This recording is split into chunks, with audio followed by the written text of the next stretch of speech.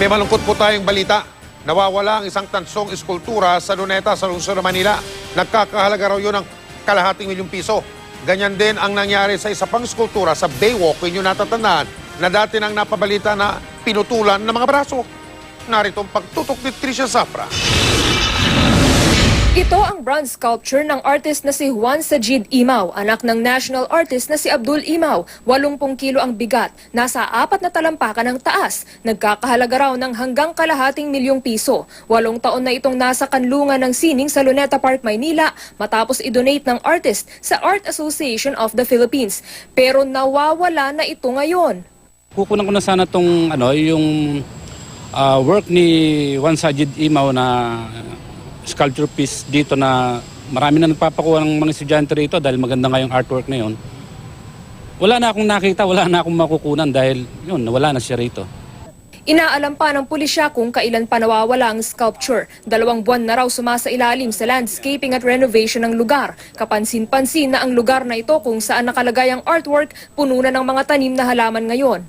Hindi ka makapagtatanim ng halaman kung hindi matatanggalin yung art piece. No, so we don't know yet kung pagtanggal nila, intention ba nila itong ilipat sa ibang lugar or ito ba ay nakaligtaan nilang ikabit ulit, something like that, or ito ba ay naibit-bit na.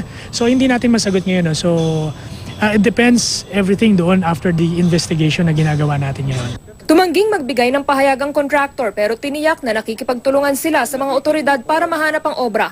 Tinitingnan din daw ang CCTV footage sa parke. Nag-iimbestiga na rin ang PNP.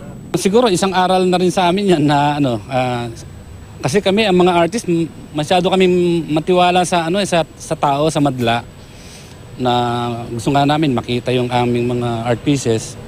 Ngayon siguro yung mga natitira pa naming artwork dito siguro yun, dadagdagan na namin ng monitoring. Ipapalo up natin yan, titingnan natin yung mga junk shop siguro at saka yung mga nangungulekta ng mga bakal.